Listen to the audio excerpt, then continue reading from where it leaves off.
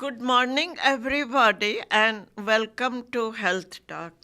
I am your host, Dr. Niru Prasad, with my background in pediatrics, emergency medicine, urgent care, affiliated with Henry Ford Health System, St. Joe, Oakland, and Beaumont. The theme of today's my podcast is about the recent advances in allergy treatment. So first of all, I'm going to share with our viewers about the spring allergies, and later on, I will touch the topic of what are the new advances, what are the advances that is going to come. So, first of all, what is seasonal allergies? Now, since the weather is getting better, is month of March is coming where temperature will be warm. People are tempted to be outside walking or getting involved with their lawn work. So while all these things are happening, they have they have allergic reactions, and I will tell you later on what those allergic reactions are. The severe allergic reactions or moderate ones. For the seasonal allergy, the first line of treatment that we all know and we shared it with our viewers is the use of antihistamine like cetirizine or loratadine, and also sometimes if the allergy gets worse with the sneezing, running nose, then use the intranasal steroid. So following are the next slide, that is a picture of rhinitis and sinusitis. As we start, first of all, from the the nose mucosa is swollen, edematous, trouble breathing. Then with the steroid, nasal steroid, it gets better, but persistence of these symptoms goes to the sinuses area, which shows in this diagram. Either it will go to the sinus area or it goes through the ears to the middle ear. So what happens? The middle ear gets full of fluid. There is with a full of fluid, there will be an ear pain also. Now, the most persistent finding that should not be ignored is the trouble breathing. The next slide here, it shows the anatomy structure of the sinuses, the sphenoid sinus, the frontal, and in the ear. And in the nose, it is a turbinate, opening up the auditory tube. So those are the early phases. So whatever happens to the early phases of allergies, sneezing, nasal congestion, running nose, itching of the eyes and the throat. Those are the early symptoms. So now, also the treatment, this is just the treatment for the allergics and seasonal allergies. There are three kinds: mild, moderate, and severe. The three emergency step in severe allergy, if somebody is out on the lawn and he is having trouble breathing, shortness of breath, or has rash, what do? Assess the reaction. What are the reaction?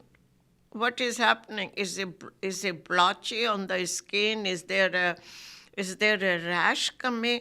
But most important thing, maintain the airway.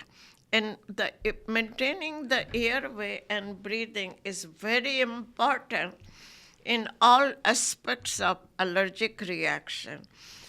injection of epinephrine if needed, and call 911. There has been a lot during my clinical practice in pediatrics emergency medicine.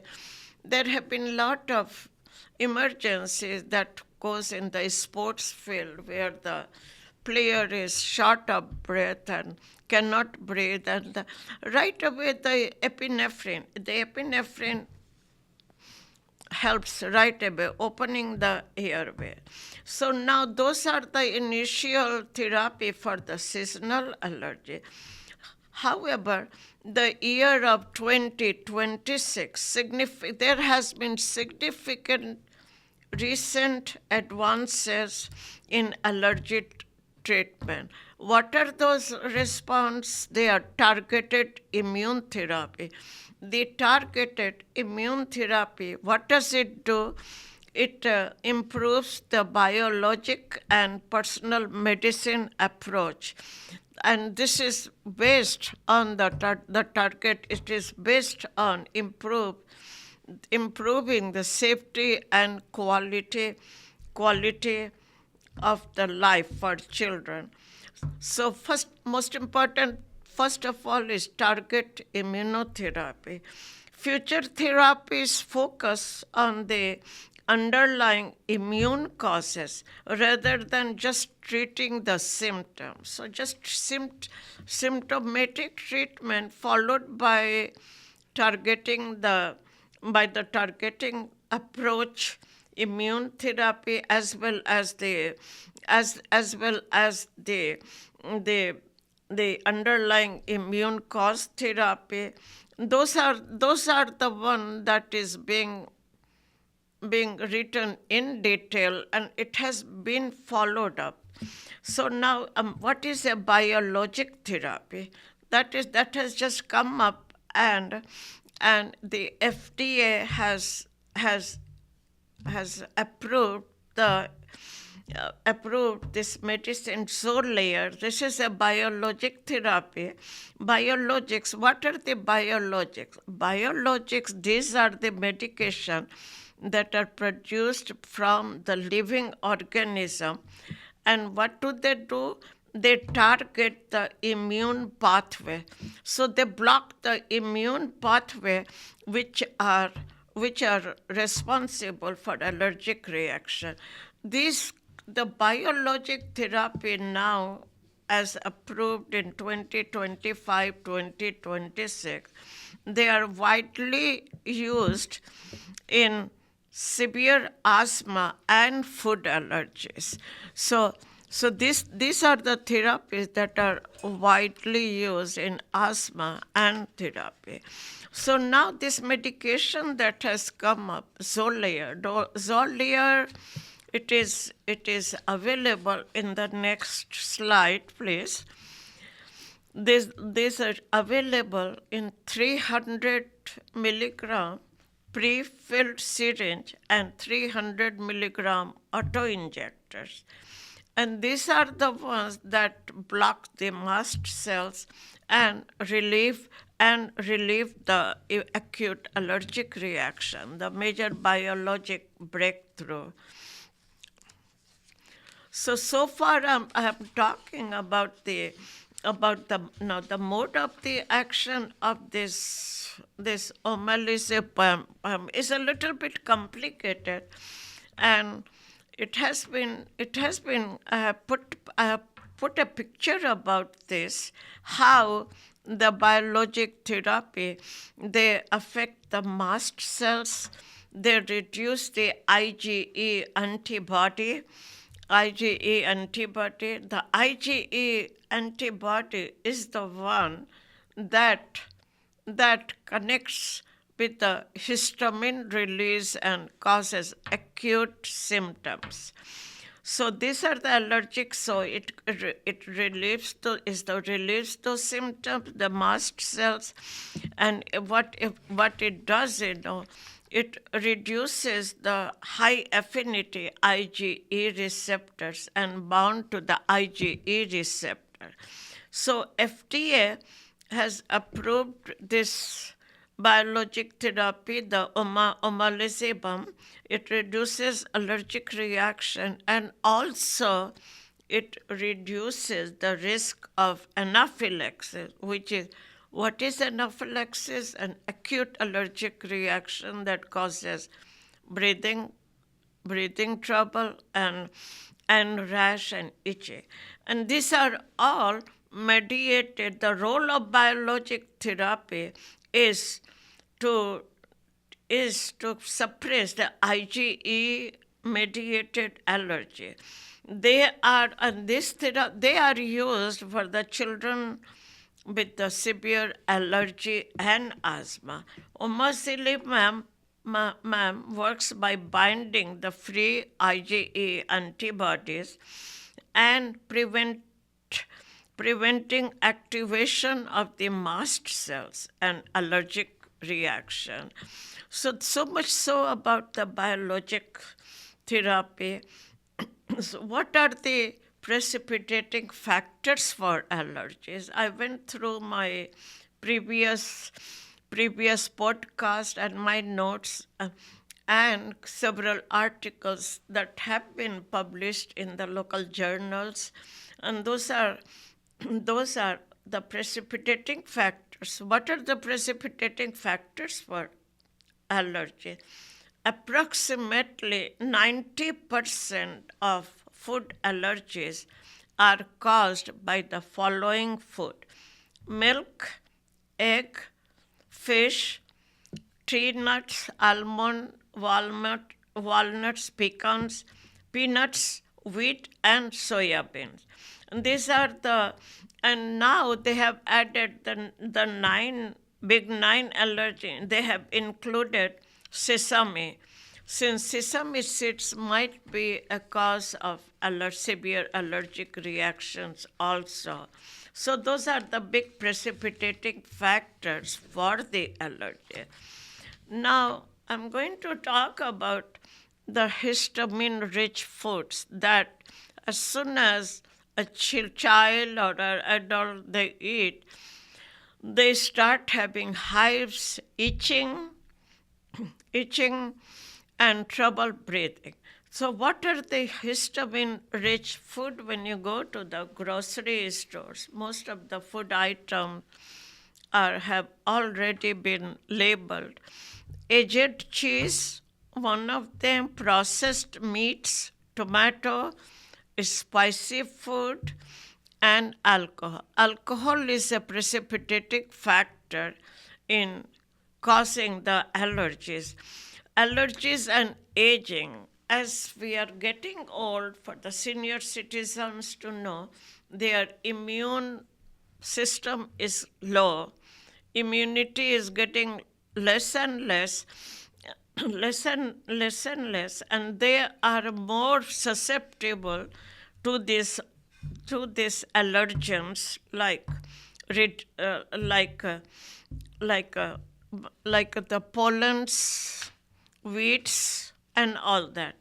Allergy and aging. So advancing age, like I said before, it affects. How does it affect the immunity? Due to a reduced T cells and beta cell production. The reduced T cells and beta cells hormone production causes environmental allergies such as pollens, mold, and dust, and they further aggravate the symptom. Now, recently, the allergies have been linked to the several autoimmune diseases. The research is increasingly going on, and they are connecting the connecting the autoimmune diseases which causes the allergic reaction due to reduced T cells and beta cell production. So what are those associated diseases? Collagen vascular disease, rheumatoid arthritis, systemic lupus, multiple sclerosis, celiac disease, a very common issue going on, celiac disease, Hashimoto's thyroiditis, psoriasis, and Crohn's disease. There is a genetic predisposition that plays an important, pertinent factor in with this autoimmune disease and linked to the allergy. I cannot go in detail of them in this podcast, but in the next podcast, I will I will finalize and I will write more details about these autoimmune diseases and their genetic link. There is a condition called mast cell activation syndrome. The mast cells in the body, the, the mast cells in the bodies in increased production can, can cause severe allergic reactions, and this is called a mast cells antibody syndrome. And this is a new entity that has come up in the literature, and that one is characterized by hives, wheezing, itching, some GI symptoms, and could cause severe allergic anaphylaxis. So the mast cells, what happens here? The mast cells release histamine and inflammatory mediators which are responsible for the severe symptoms of allergy. So I went through my lot of papers that have been published from before, and the bibliography have been given at the end of my talk. So what the new treatment regime 2025-2026 includes the biologic monoclonal antibodies. Number one, targeted immune therapy, advanced asthma and the COPD treatment in adults with the immune therapy and biologic monoclonal antibodies have been tried. Fast-acting steroid inhalation. This has come in the market, and this is like a combination of the rescue inhaler and emerging biologics such as Tezspire. I did not go through the details of all this in this particular podcast, but later on in the next one, I will highlight our viewers about this monoclonal antibodies and the biologic therapy. So the ranitidine, it is an H2 receptor antagonist. It has re-entered limited clinical use under updated FDA. Before, before, before this, some times ago, ranitidine was, as a H2 receptor, was used, but now it was discontinued for a while. But the FDA has approved the use of ranitidine H2 receptor antagonist. It has re-entered the clinical use under the updated FDA regulation. So, from the pediatrics perspective, how do you handle a child with a childhood allergies, asthma, or somebody with an acute asthma? The recommendation from the pediatrics perspective, I am advising every single patient to have a regular pediatric visit, look for the early signs of early allergic testing when indicated, and here is a beautiful slide of the injection. Environment control measures, very important. Family education and epinephrine. So, and most important thing is reference to the allergist. The allergist, they will have different kind of immunotherapy. They have the shots. And the two medication auto injection, 300 milligram, and the and the auto injectors available in the syringe. So, so the allergy treatment in 2026 has entered an era which is called a precision medicine, biologic therapy, number one, immune targeted drugs, and improved understanding of the allergy autoimmune connections and the outcome.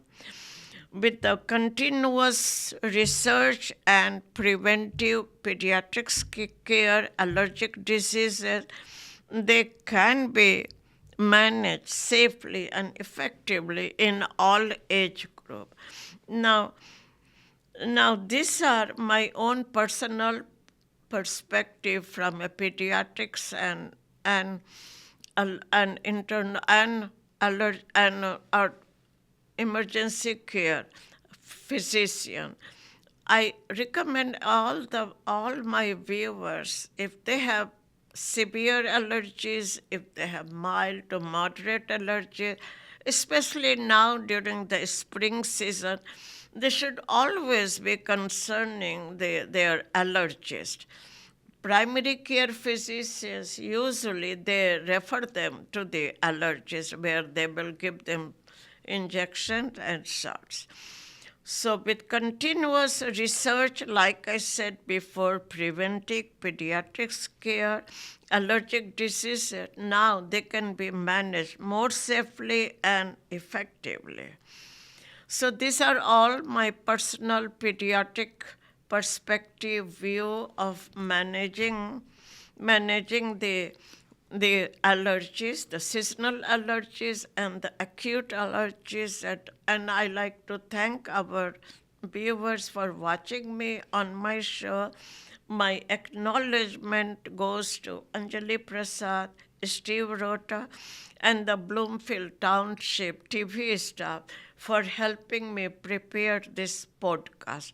Thank you again.